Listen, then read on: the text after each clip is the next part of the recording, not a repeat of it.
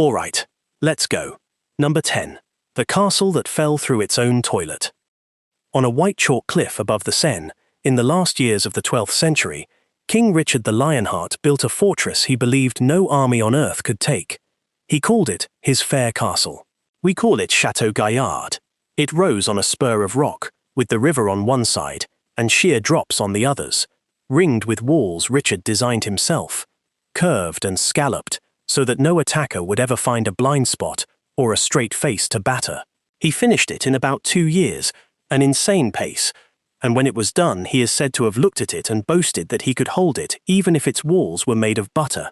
Richard died in 1199, shot by a crossbow at a minor siege, and never saw it tested.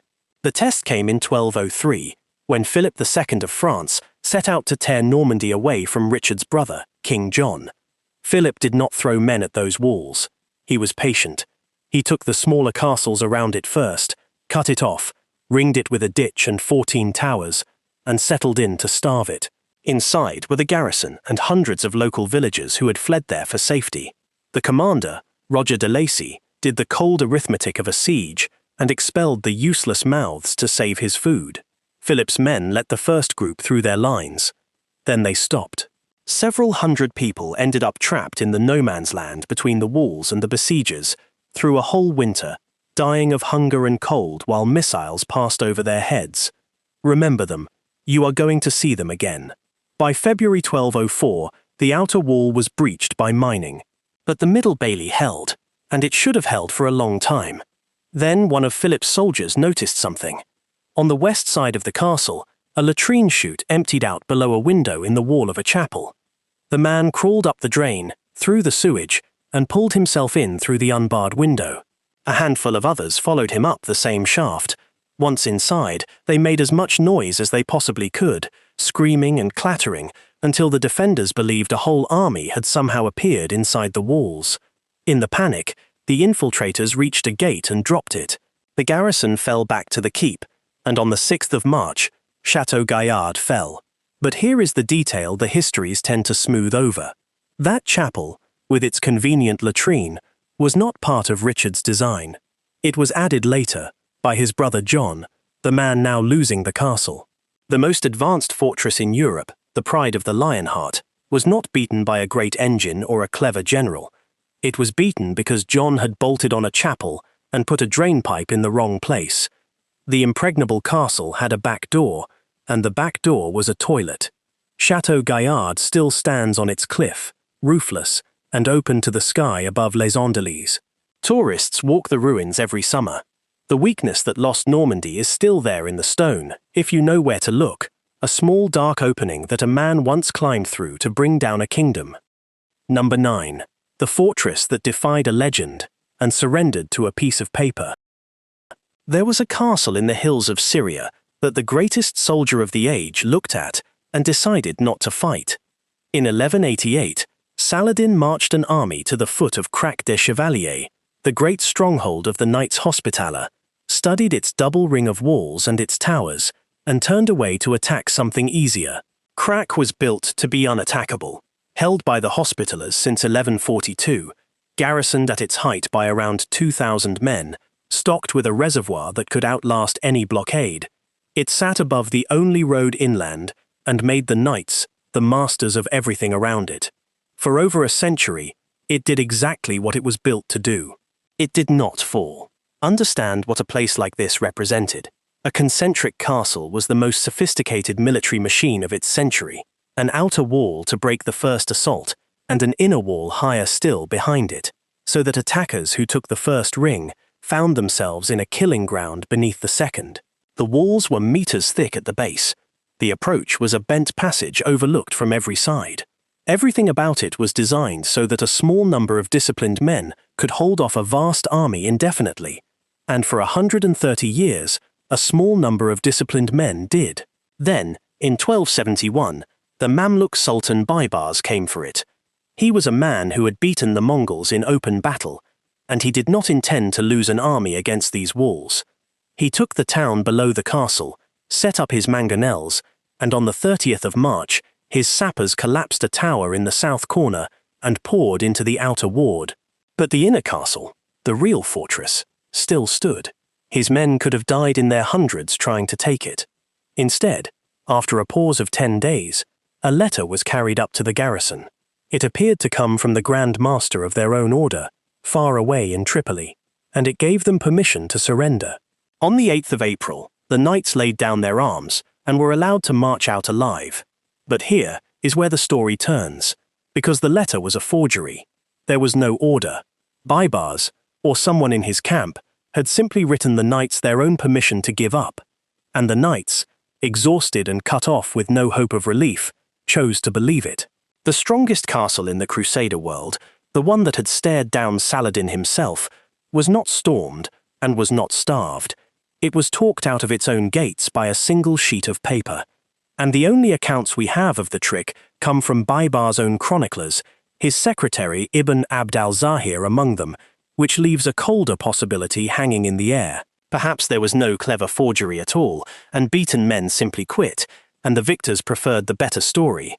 Crac des Chevaliers still stands today, one of the best preserved castles anywhere on earth, its chapel long since turned to a mosque. The walls were never broken. What broke was the belief of the men inside them, undone by a few lines in the wrong handwriting. Number 8.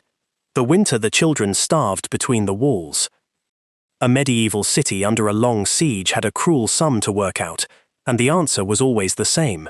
There were only so many days of food, and not everyone inside could fight. In the winter of 1418, the great city of Rouen, capital of Normandy, did that sum. Henry V of England, fresh from Agincourt, had ringed the city and set out to starve it into his hands. Inside, tens of thousands of refugees had swelled the population. The bread ran out. By December, the people were eating dogs, cats, horses, and mice, whatever could be caught. And so the city made its decision. It pushed out the mouths that could not defend it, the old, the sick, pregnant women, children. Around 12,000 of the poorest were driven from the gates to save the food for the fighters. Henry did not let them pass. His siege lines held, and the expelled thousands were trapped in the deep dry ditch that ran around the walls, in the open, in the cold, with nothing. The city would not take them back. The English would not let them through. They simply stayed there, in the mud below the ramparts, and died through the winter, one by one, in full view of everyone on both sides. We know what it looked like because a man watched it and could not keep quiet. John Page was an English soldier in Henry's own army, and he wrote down what he saw in plain verse, because the official story had no room for it.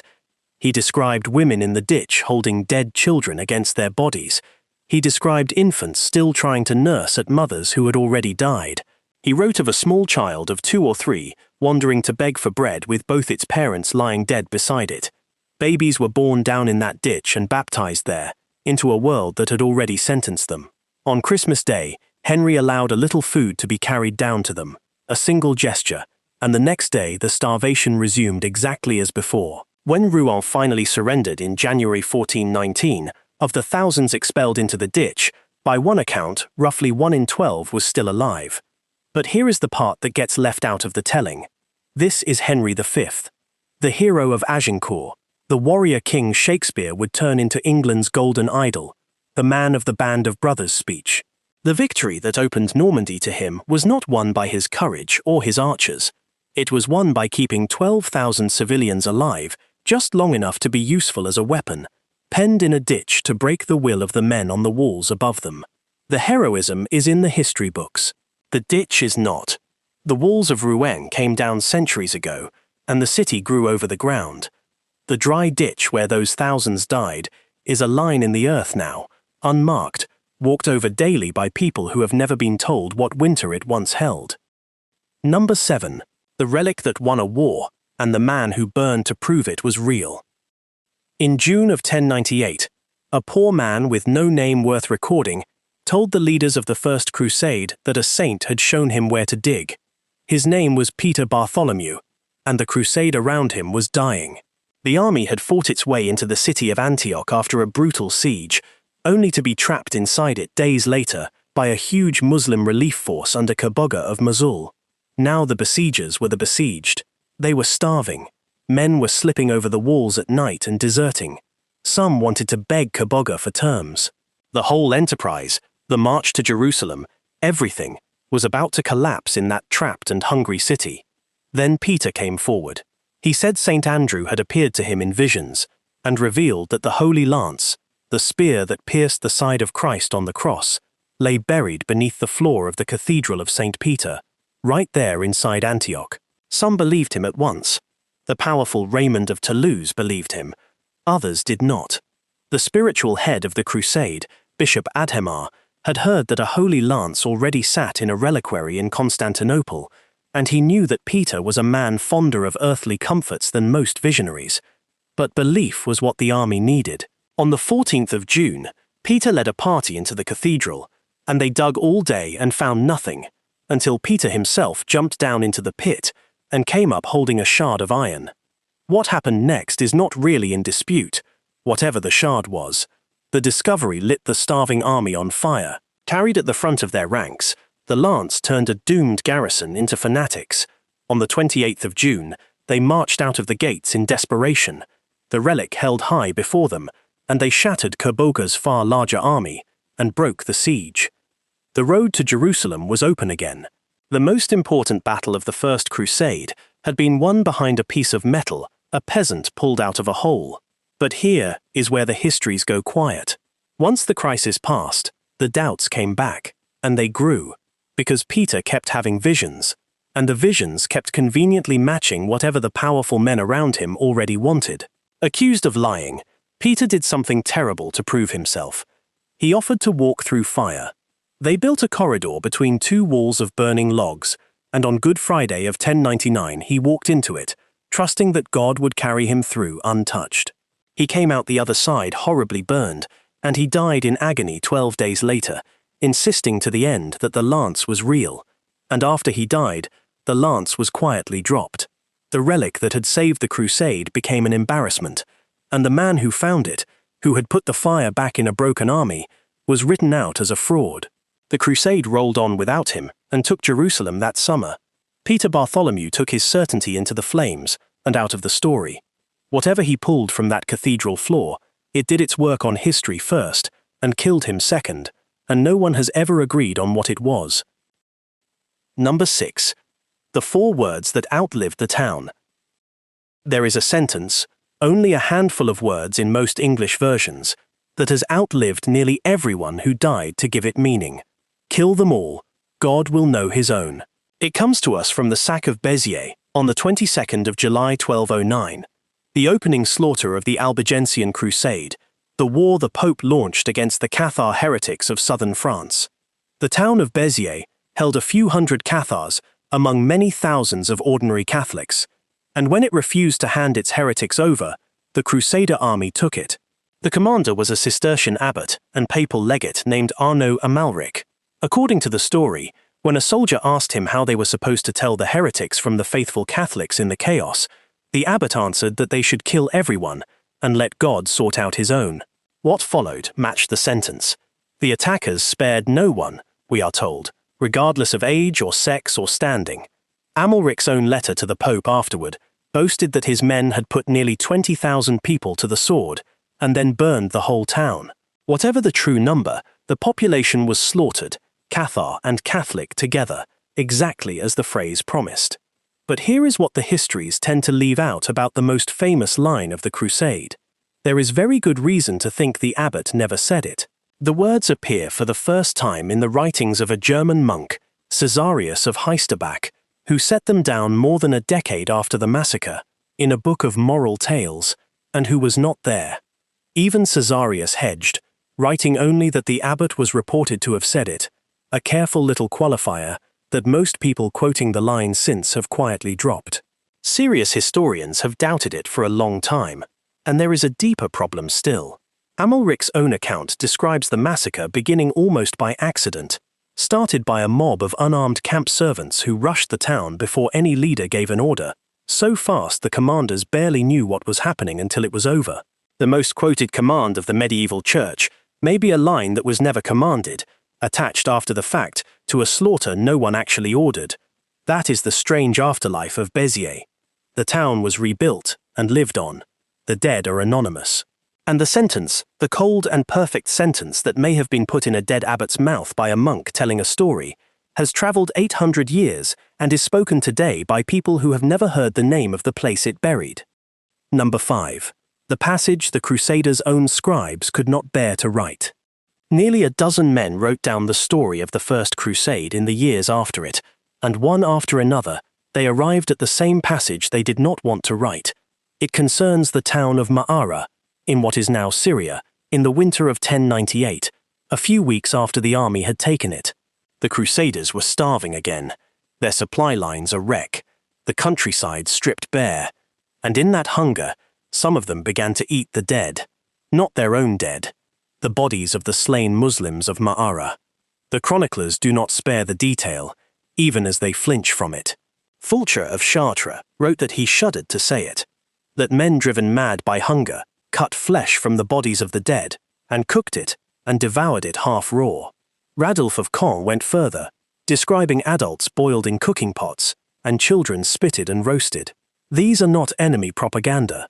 These are the Crusade's own writers, Christians recording the deeds of Christians, and the cannibalism at Ma'ara is admitted, with disgust and disbelief, across roughly a dozen of their accounts. Something happened in that town that the people who revered the Crusade could not deny and could not stomach. Now consider the effort that went into making it survivable to tell. Because the story could not be erased, it was redirected. Several chroniclers pinned the horror on a specific group, the Tafurs, a band of the poorest and most fanatical crusaders, ragged men outside the knightly ranks. If the cannibals were only these wild paupers, then the armoured heroes, the counts and the knights and the holy cause itself, stayed clean.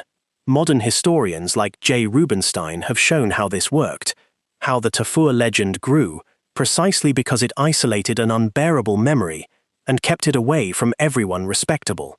And there is a darker reading still that some scholars now take seriously, that the eating was not only hunger, that some of it was done deliberately and in the open, as a weapon of terror, so that the next city down the road would hear what these men were and simply give up. That is the ending the textbooks leave out of the road to Jerusalem. Not a battle, a choice made by the soldiers of a holy war to cook and eat the people they had killed, and then a centuries-long project by their own admirers to blame it on the poor and look away. The name of Ma'ara survives in a dozen chronicles that all approach the same fire and turn their faces from it. The men who wrote them believed in the crusade with their whole hearts. They recorded what it did anyway, because they could not quite bring themselves to lie, and then they did everything they could to make sure you would never quite look at it directly. Number 4. The 200 who walked into the fire on their own feet. On a fist of rock in the Pyrenees, 1,200 meters up, stood the last real refuge of the Cathars. Its name was Montségur, and by 1243, it was the beating heart of a faith the Catholic Church had spent 30 years trying to burn out of southern France. When 50 men from the fortress rode down and murdered a party of inquisitors in 1242, the French crown answered with an army. Around 10,000 royal troops came to the foot of the Pog, the Great Rock, and settled in for a siege that would last the better part of a year against a garrison of a couple hundred defenders and the Cathar community they were sheltering. The mountain almost saved them. The slopes were so steep and the position so high that for months the attackers could do nothing. Then Basque mountaineers found a way up the eastern face in the dark and seized a foothold, and a catapult was hauled up to batter the fortress at close range.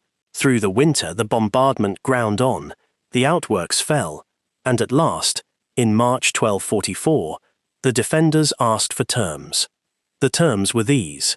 Everyone in the castle could go free, ordinary soldiers and believers alike, on one condition. They had to renounce the Cathar faith. Those who would not, the perfecti, the pure ones at the core of the religion, would burn. A truce of 2 weeks was granted so that people could choose, and here is the choice the histories reduce to a single word. In those final 2 weeks, something happened that the word burned does not begin to hold.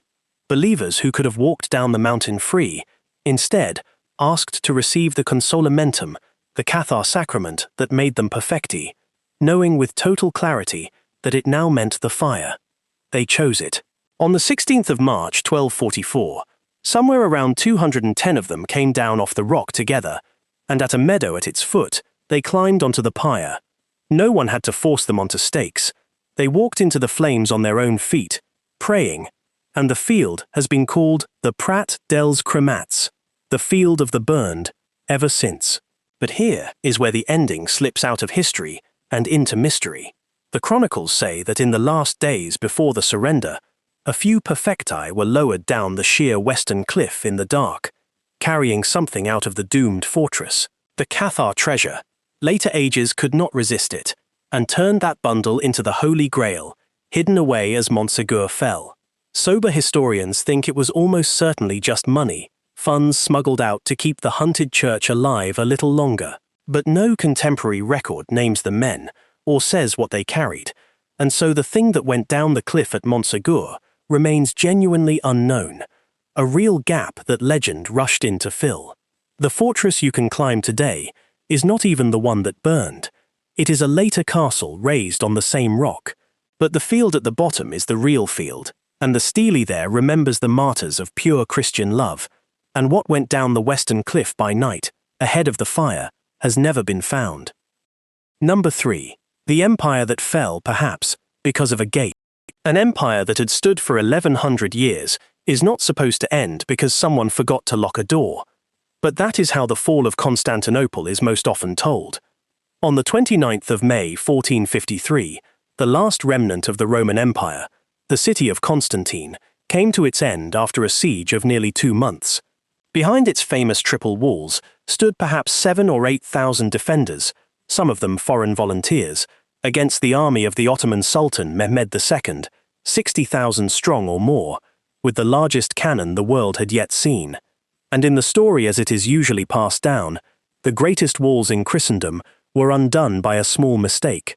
The mistake has a name, the Kirke Porta, a little postern gate in the northern stretch of the walls. As the final assault crashed against the defences, the story goes, this small gate was found to have been left unbarred. Ottoman soldiers slipped through it, climbed a tower, and raised their banners above the wall. The cry went up that the city was taken, and at almost the same moment, on the main wall, the brilliant Genoese commander Giovanni Giustiniani, the man holding the whole defence together, was struck down by gunfire and carried from the ramparts. His men wavered, the line broke, and the Janissaries poured over the walls in a flood. The Emperor Constantine, the 11th of his name, is said to have torn off his imperial insignia and charged into the fighting to die as an ordinary soldier. His body was never found. By midday, the Roman Empire was gone. But here is where the neat ending comes apart. Modern historians treat the open gate with deep suspicion. The tale rests essentially on a single chronicler, Ducas, writing after the fact. Eyewitnesses who lived through the siege, like the Venetian surgeon Niccolo Barbaro, describe a savage fight for every stone of the breach, and say nothing about a forgotten postern at all.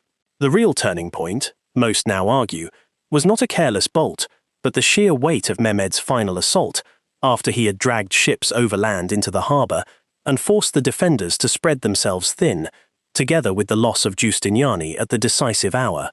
The unlocked gate may be something history invented afterward, a small human error offered up to make an enormous, grinding collapse feel like something a person could have prevented. The walls of Constantinople still run through the middle of Istanbul, broken and patched and standing. Somewhere along the northern stretch, a small gate is pointed out to visitors as the flaw that ended Rome. It may have decided nothing at all. The empire fell because it was outnumbered 10-1, and the age of the Great Walls was over, and we tell ourselves the story of the gate because it is easier to believe than that. Number 2. The city of books drowned in its own ink. In the middle of the 13th century, Baghdad was the greatest city of learning on the face of the earth. For 500 years, it had been the capital of the Abbasid Caliphate and the center of a golden age, a place where, unusually for its time, much of the population could read, where dozens of libraries stood, where the House of Wisdom had gathered the mathematics and astronomy and medicine and philosophy of half the world under one roof. It was the memory of a civilization made physical, shelf after shelf of it. In 1258, the grandson of Genghis Khan, arrived to end it. Hulagu came with a vast Mongol army and a simple demand, that the caliph submit.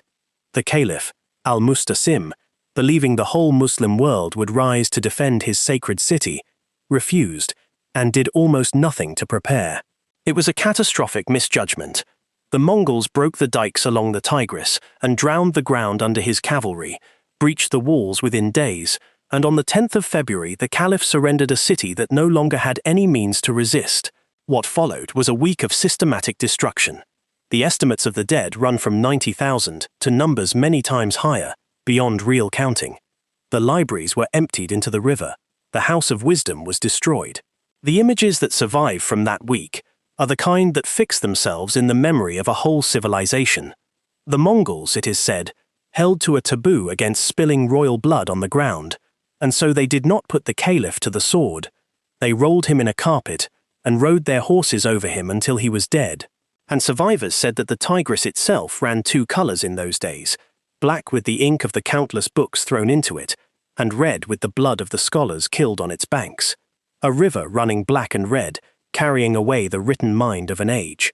But here is where even this apocalypse has to be handled with care. Historians will tell you the Black River is almost certainly metaphor, a true grief wearing the clothes of an image, not a literal report. The famous verdict that this single week ended the Islamic Golden Age is itself now contested, the ramifications murkier and slower than the clean story allows. Even the carpet, the most repeated detail of all, comes down to us through chroniclers writing later, with variations, including a rival tale in which the caliph is simply locked in a room with his gold and left to starve. The fall of Baghdad is real and enormous, and the loss is real. But the ending we remember so vividly is also, in part, the ending later ages needed it to have. The Tigris runs clear through Baghdad today. The story that it once ran black with ink is the memorial the drowned libraries wrote for themselves, and whether it is fact or lament, it is the truest thing we have left of what went into the water. Number 1. The siege whose ending left the walls and killed a continent.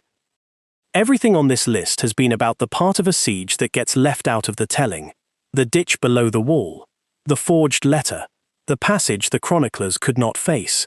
But there is one siege whose ending did not stay at the siege at all. It climbed over the walls and walked out into the world, and by the time it was finished it may have killed half of Europe. The place was Kaffa, a Genoese trading port on the Crimean coast of the Black Sea.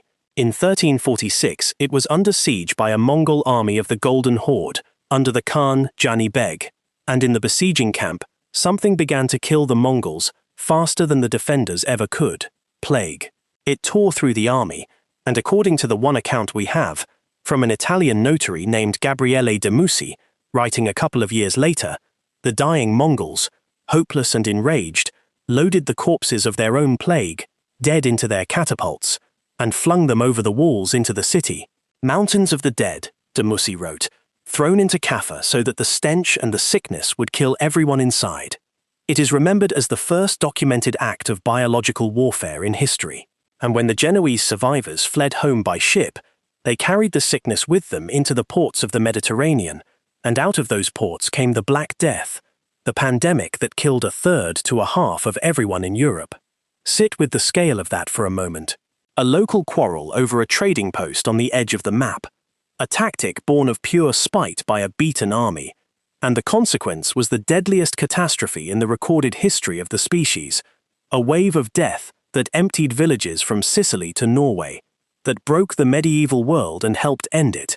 Every part of it flowed from the ending of one siege that no schoolbook lingers on.